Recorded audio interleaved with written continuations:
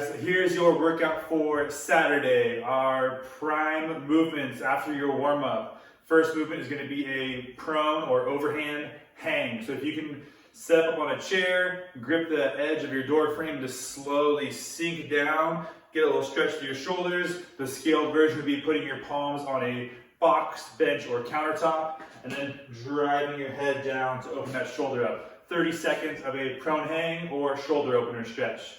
Second movement we're going to do is 5 reps of our inchworm. You'll start with your feet hip width apart, walk your hands out into your push-up position, and then walk your hands back to your feet 5 times on inchworm. Then you'll do a underhand hang, supine grip. So if you have a pull-up bar, palms facing you, then sink down to the bottom of the hang. Again, if you're doing it on like your door jamb or a frame around your door, have your palms facing you, then sink down, arms are straight. If you're doing this on a countertop or a bench, elbows will go on the bench and then drive your head down through. Okay, 30 seconds of a hold in that position. Next one we're doing is 5 reps of an overhead squat. If you can, do this close to a wall to help reinforce really tall posture. So feet hip width apart, arms overhead, butt back, knees out, keeping that chest tall, all the way down, all the way up. Slow and controlled 5 overhead squats there. Next movement is 10 reps of our Scap pull-ups. Again, if you have access to a pull-up bar, you would hang from your pull-up bar. The goal here is to retract your shoulder and then extend through, retract, and extend through. If you don't have a pull-up bar, what we're going to do is our Scap push-ups instead. So in your push-up position, abs tight, keeping your elbows locked out, sink your shoulders back, and then extend through. The key here is not letting your hips sink down. If that's an issue for you, come down to your knees, and with your arms locked out, drive your shoulder back, and then extend through as well. Those are both effective scaling options for that Scap push-up. Finally, just to get your system a little more warmed up, we're going to do 5 broad jumps.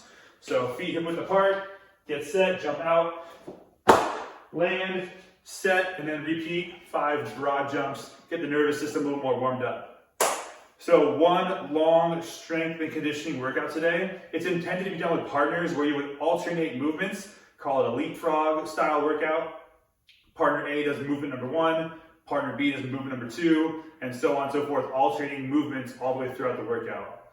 If you're going solo, just go at a slow pace and cut it down to a 20-minute workout versus doing 30 minutes alternating back and forth.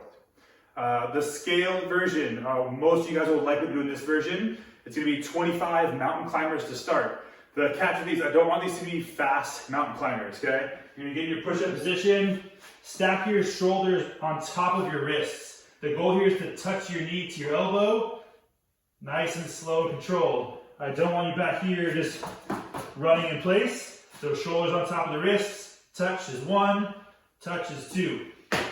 25 mountain climbers to start. Second movement is 20 kettlebell swings.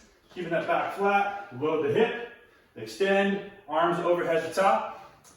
Third movement is going to be 15 wall balls. If you have a wall ball and a target, do those. Otherwise, your scales are going to be a light thruster. Otherwise, we could do air squats instead. Either way, it's going to be a full squat. Extend, either launch your ball to your target, or if you're doing a thruster, make sure your arm finishes right by your ear, and then back down for your next rep. 15 wall balls, thrusters, or air squats there. Fourth movement is going to be alternating reverse lunges. You can hold weights at your sides to make this a little more challenging. Step back, tap the knee, stand tall, and then switch. And then we're going to finish with 5 strict pull-ups, would be the prescribed movement. You can scale it to any rowing variation that we've been doing.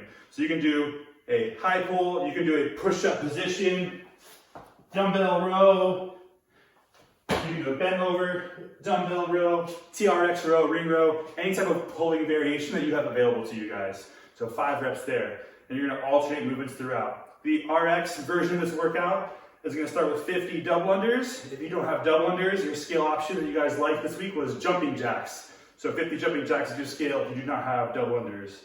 Then 40 kettlebell swings, higher volume.